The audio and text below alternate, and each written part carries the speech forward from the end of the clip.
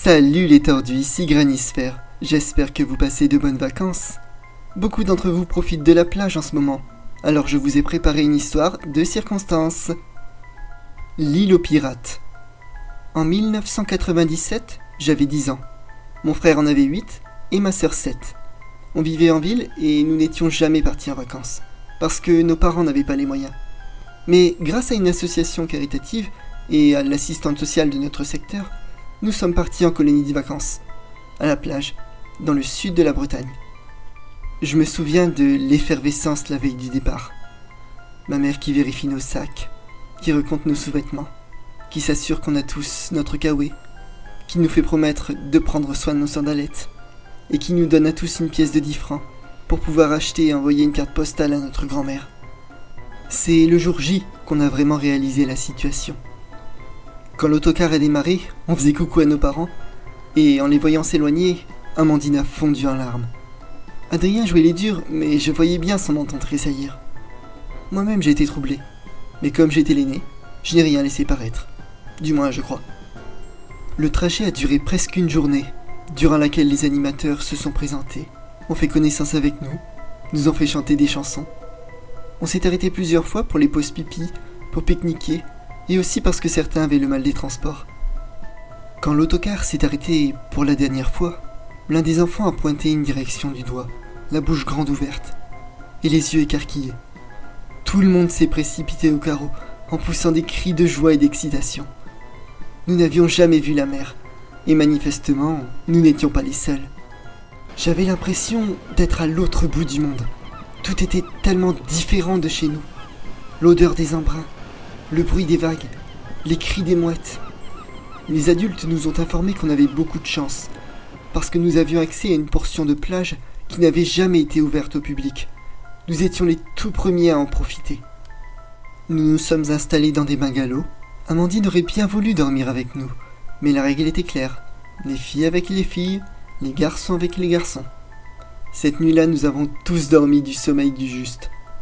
Le lendemain, les moniteurs nous ont amenés à la piscine pour vérifier qui savait nager, et ainsi mieux répartir les activités. Adrien et moi n'étions pas d'excellents nageurs, mais on se débrouillait. Malheureusement, ce n'était pas le cas de notre petite sœur. L'après-midi, nous avons enfin pu profiter de la plage. Les eaux étaient délimitées en 2 zones par des filets.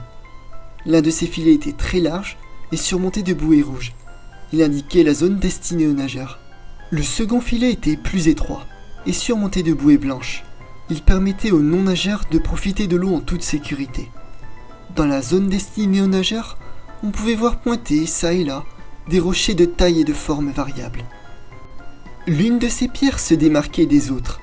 Elle avait la forme d'une noix et devait mesurer 2 mètres de circonférence pour 1,80 m de hauteur.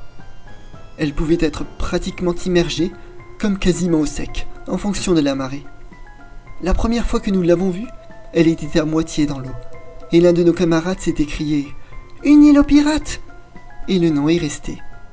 À marée basse, les enfants passaient beaucoup de temps au pied de l'île aux pirates, car il y avait toujours de l'eau à cet endroit, et par conséquent, beaucoup de petites bêtes. Certains garnements s'amusaient à capturer des petits crabes, pour les glisser dans les maillots de bain des filles. De temps en temps, nous trouvions des coquillages de taille conséquente, qui impressionnaient même les adultes. Et au cours d'une fin d'après-midi, tout a basculé. Nous avions quartier libre, parce que les animateurs préparaient une veillée pour le soir même.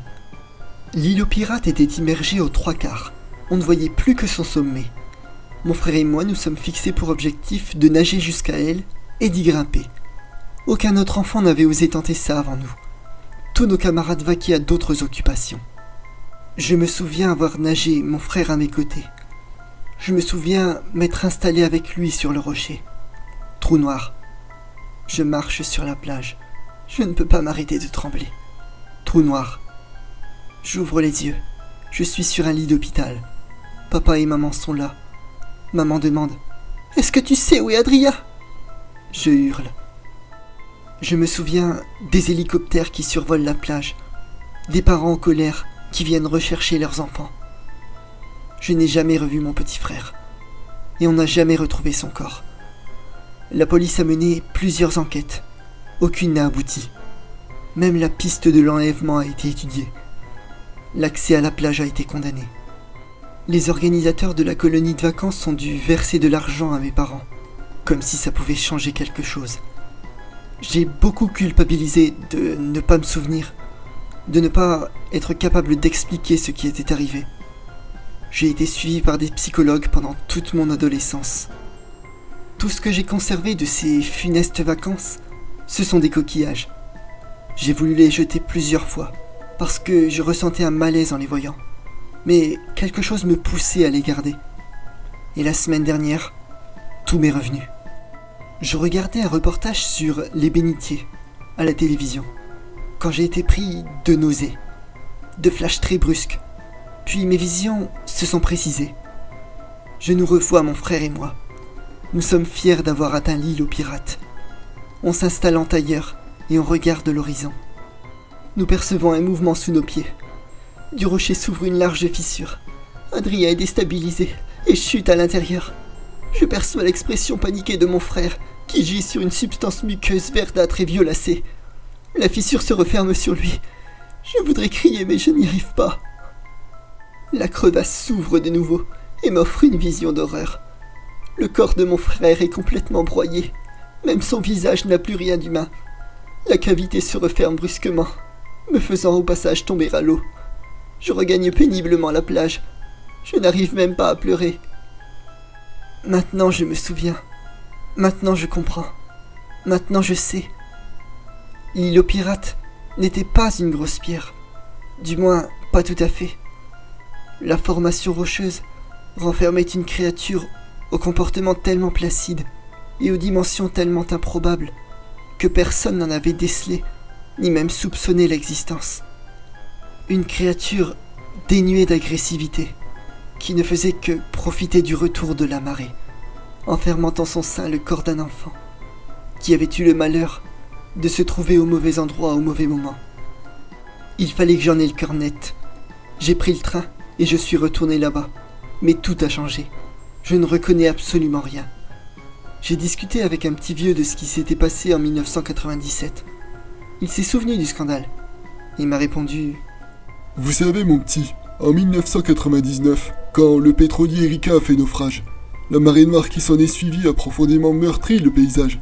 La nature a mis du temps à reprendre ses droits. C'est normal que vous ne reconnaissiez rien. Je ne pourrai jamais prouver ce que j'ai vu et vécu. Je ne pourrai jamais retrouver les ossements de mon petit frère. Putain, fait chier. Personne ne prend mon témoignage au sérieux. À tous ceux qui écoutent cette histoire, à tous ceux qui profitent de la plage en période estivale, dites-vous que l'océan regorge de mystères, et que certains de ces mystères sont peut-être bien plus proches de vous que vous ne le soupçonnez.